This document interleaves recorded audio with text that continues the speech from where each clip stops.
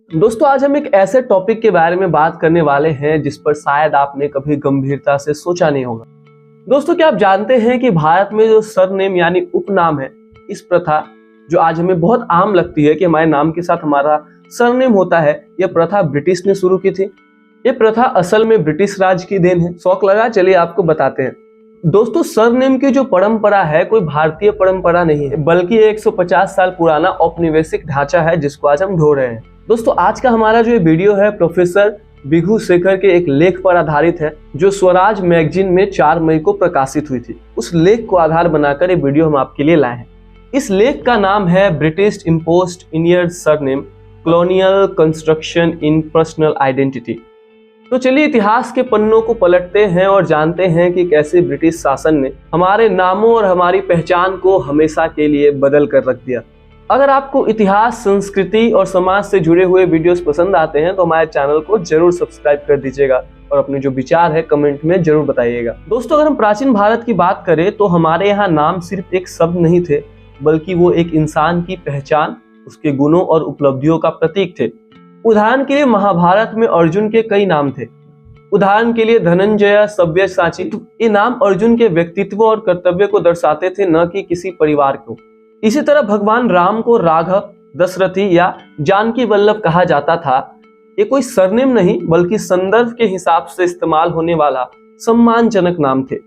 इतिहास में और करीब आए तो सम्राट अशोक को कभी सम्राट अशोक मौर्य नहीं कहा गया। बात छत्रपति शिवाजी महाराज की करें तो समकालीन दस्तावेजों में उन्हें शिवाजी राजे या छत्रपति शिवाजी के नाम से जाना गया, न कि भोसले नाम से। एक और उदाहरण है बाजीराव पेशवा। पेशवा एक सरनेम नहीं बल्कि एक उपाधि थी, एक पद था। अहोम साम्राज्य के लाचित बोरफुकन का नाम बोरफुकन भी एक प्रशासनिक पद था। चोल वंश के राजा जैसे राजा या राजेंद्र सिर्फ अपने व्यक्तिगत नामों से जाने जाते थे। आम लोग भी अपने नामों को प्रकृति, देवताओं या पेशों से जोड़कर बिना किसी सरनेम के, यहाँ तक कि हमारे संत और जो कवि है, उदाहरण के लिए तुलसीदास और कबीर भी केवल अपने नामों का प्रयोग करते थे, सरनेम का नहीं। जैसे उदाहरण के लिए आप तुलसीदास का नाम लीजिए तो जो दास है वो उनके सरनाम का हिस्सा था, सरनेम नहीं था। इसके आधार पर हम मोटे मोटे तौर पर कह सकते हैं कि भारत में जो नाम है वो व्यक्ति की आत्मा को दर्शाता है, न कि वो किस वंश या जाति का है। लेकिन दोस्तों यह सब बदल गया जब ब्रिटिश भारत में आए। बात 19वीं सदी की है। 19वीं सदी में ब्रिटिश अधिकारियों को भारतीय नामों की लचीली व्यवस्था समझ नहीं आई। वो अपने यूरोपीय ढांचे को भारत पर थोपना चाहते थे, जिसमें हर व्यक्ति का एक फर्स्ट नेम और एक फैमिली नेम होना जरूरी था। उनकी नज़र में भारतीय नाम अपर्याप्त थे। उन्होंने tax record, police file, school enrolment और जनगणना जैसे दस्तावेजों में सरनेम को अनिवार्य कर दिया। इससे पहले परिवार, गांव या पेशे से जुड़ा एक लचीला विवरण था, उसे स्थायी सरनेम में बदल दिया गया। इससे व्यक्ति का नाम गौण हो गया और उसके सरनेम को परिवार या जाति को दर्शाता था, मुख्य बन गया। उदाहरण के लिए अगर राहुल गांधी को देखें तो गांधी सरनेम ज्यादा महत्वपूर्ण है, जबकि भारतीय परंपरा में राहुल ही उनकी असली पहचान होती। उन्होंने सरनेम को सिर्फ परिवार तक सीमित नहीं रखा, बल्कि उसे जाति से जोड़ दिया। उन्होंने जाति, उपजाति, गोत्र और पेशे को सरनेम के कॉलम में दर्ज करना शुरू कर दिया।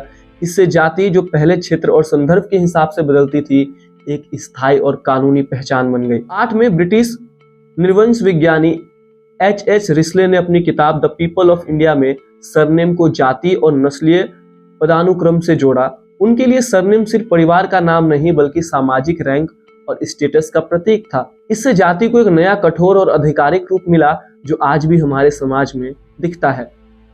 हालांकि दोस्तों कमाल की बात यह है कि ये व्यवस्था जो भारतीयों पर अंग्रेजों द्वारा थोपी गई थी, इसका स्वागत हर जगह नहीं हुआ, कई जगह इसका विरोध भी हुआ। मिसाल के तौर पर दोस्तों, उदाहरण के लिए दक्षिण भारत के लोग अपने पिता के नाम, अपने घर के नाम, अपने गांव के नाम को इनिशियल रूप से इस्तेमाल करते थे। जैसे आर सुब्रमण्यम में जो आर है वो राजा हो सकता था, लेकिन ये कोई सरनेम नहीं था। फिर भी ब्रिटिश रिकॉर्ड में इस आर को सरनेम की तरह इस्तेमाल किया गया। हालांकि कई जगहों पर लोगों ने मजबूरी में गांव, पेशे या रोजमर्रा की चीजों के नाम को सरनेम के रूप में अपनाया। इस तरह बाटलीवाला, भूत भांगे या बैल मारे जैसे सरनेम अस्तित्व में आए। आज भी भारत के वनवासी समुदाय जिनके पास पारंपरिक रूप से सरनेम नहीं है, स्कूल, बैंक और सरकारी दस्तावेजों के लिए सरनेम गढ़ने को मजबूर है। दोस्तों आज हमारे पास आधार कार्ड, बायोमेट्रिक डेटा और डिजिटल सिग्नेचर जैसे साधन मौजूद है। ऐसे में जो सरनेम की अनिवार्यता है, जो नीड है, वो पूरी तरीके से कम हो गई है।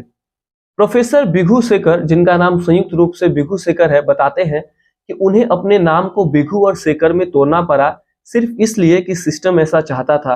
ये एक तरह की हमारी सांस्कृतिक पहचान का हनन है। 2015 में मद्रास हाई कोर्ट ने एक ऐतिहासिक फैसला सुनाया कि किसी भी व्यक्ति को एक खास सरनेम फॉर्मेट में नाम लिखने के लिए मजबूर नहीं किया जा सकता। फिर भी सरकारी और निजी संस्थान ब्रिटिश मॉडल को ही फॉलो करते हैं। हालांकि प्रोफेसर बिघू सेकर का कहना है कि भारत सरकार को जो सरनेम है उसको वैकल्पिक करना चाहिए, मतलब आप अपना सरनेम दे भी सकते हैं और नहीं भी दे सकते हैं। जो लोग अपने जाति या परिवार के नाम रखना चाहते हैं वो रखे, लेकिन जिन्हें पसंद नहीं है उन्हें बिना किसी कानूनी या तकनीकी दिक्कत के इससे छूट मिलनी चाहिए। ये सिर्फ सुविधा की बात नहीं बल्कि हमारी गरिमा, पहचान और सांस्कृतिक आजादी का सवाल है।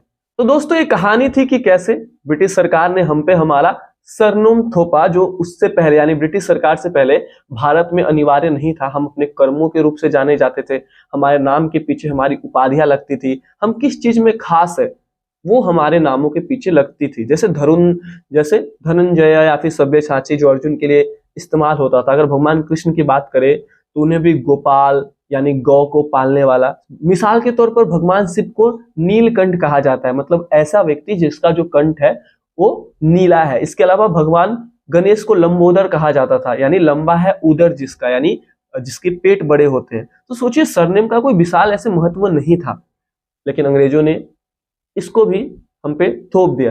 दोस्तों, अगर आपको वीडियो पसंद आया हो तो हमें जरूर कमेंट्स में बताइएगा अपनी राय, और आप क्या सरनेम यूज करते हैं, और आपका जो सरनेम है वो क्या आपके जाति पे आधारित है या आपको कोई कुछ पता नहीं है कि आपका सरनेम आप कैसे यूज करते हो। हमें इसके बारे में भी थोड़ी जानकारी अगर आपको है तो प्लीज दीजिएगा। तब तक के लिए अपना बहुत ख्याल रखिए। धन्यवाद।